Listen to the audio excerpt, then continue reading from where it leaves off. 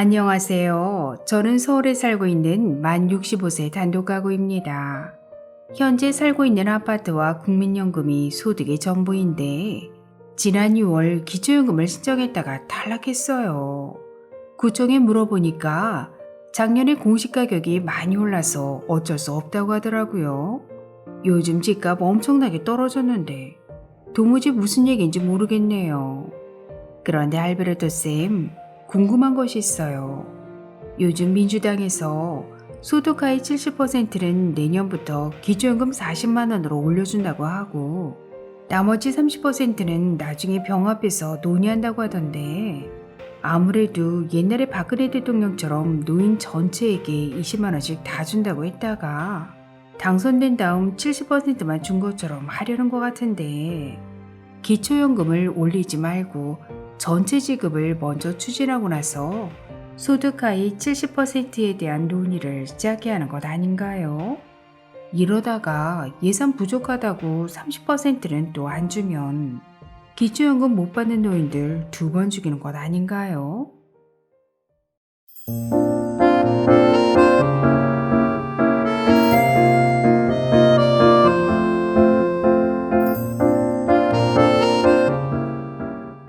안녕하셨습니까? 행복한 인생의 막 알베르토입니다. 지난 9월 15일 더불어민주당이 발의한 기초연금 확대법 때문에 오늘 의뢰인의 사연처럼 어르신들이 화가 아주 많이 나셨는데요. 오늘은 민주당이 발의한 기초연금 확대법, 과연 무엇이 문제인지 아주 쉽게 설명해 드리겠습니다. 먼저 지난 9월 15일 더불어민주당이 두 가지로 분리해서 발의한 기초연금 확대법을 간단히 설명드리면 첫 번째는 소득하위 70%에게 기초연금을 10만원 인상한 40만원을 지급한다인데요. 이 법안은 국회 상임위를 거쳐 국회를 통과하면 내년부터 40만원 지급이 가능할 것으로 보여집니다. 그리고 두 번째 법안은 소득 상위 30%는 2021년 고영인 의원이 발의한 기초연금법 개정안과 병합 심사에서 세부 내용을 결정한다는 것인데요. 민주당의 기초연금 확대 법안의 문제는 여기에서부터 시작됩니다. 작년 9월 7일 고영인 의원이 대표 발의한 기초연금법 개정안의 내용은 1. 기초연금을 만 65세 이상 전 국민에게 지급한다. 2. 국민연금 연계 감액을 폐지한다. 3. 공무원연금을 포함한 직영연금 수급권자에게도 기초연금을 지급한다.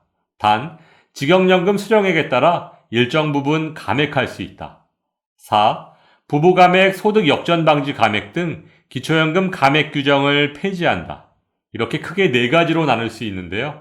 개정안 내용을 보면 어르신들께서 간절히 원하시는 것들을 잘 정리해 놓았지만 고영인 의원이 발의한 지 만 1년이 지나는 동안 국회에서는 아무런 논의도 하지 않고 있다가 이제 와서 병합 심사를 한다고 하니 어르신들께서 그 실효성을 의심할 수밖에 없는 상황인 것입니다. 아무튼 병합 심사가 잘 된다 하더라도 상위 30%에게는 40만 원이 아닌 20만 원 정도의 기초연금이 지급될 것으로 보여지는데요. 다시 본론으로 돌아가서 이번에 민주당이 발의한 기초연금 확대 법안은 소득 하위 70%에게 기초연금 40만 원 지급을 먼저 추진하고 소득 상위 30%는 추후 병합심사를 거쳐 진행한다는 것입니다. 그것도 40만 원보다 훨씬 적은 금액으로 말이죠. 그렇다면 기초연금 40만 원을 먼저 인상하지 말고 만 65세 이상 전체 지급을 먼저 추진한 다음 소득 하위 70%이든 50%이든 생활이 어려운 어르신들께 추가 지급하는 것을 논의하는 것이 맞는 것 아닐까요? 우리 어르신들께는 과거의 기초연금에 대한 아픈 기억이 있습니다.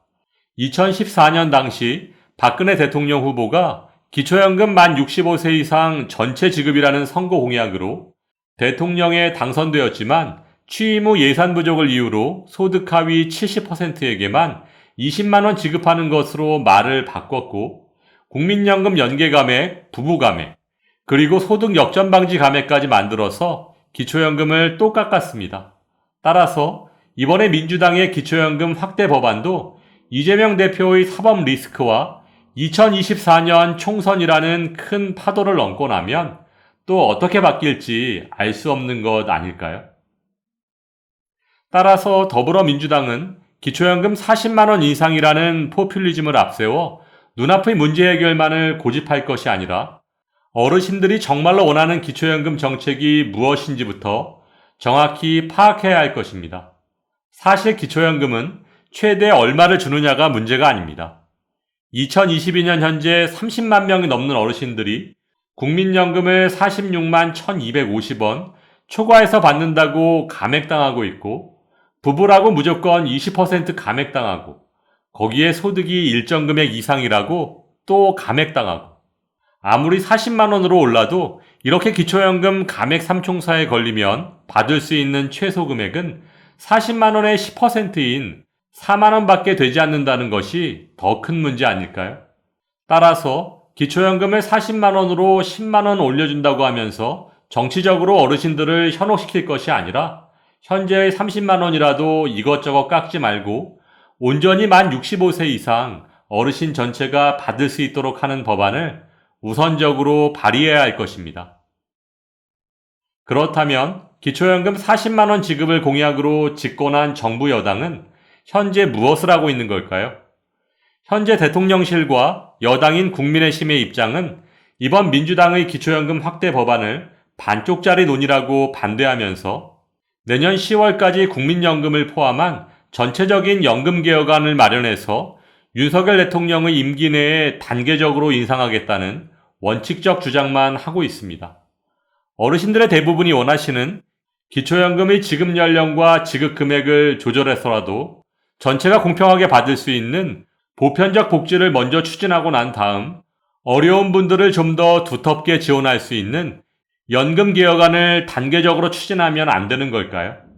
정부 여당과 민주당 둘 다 참 답답할 따름입니다. 저도 알베르토 선생님 의견에 동의합니다.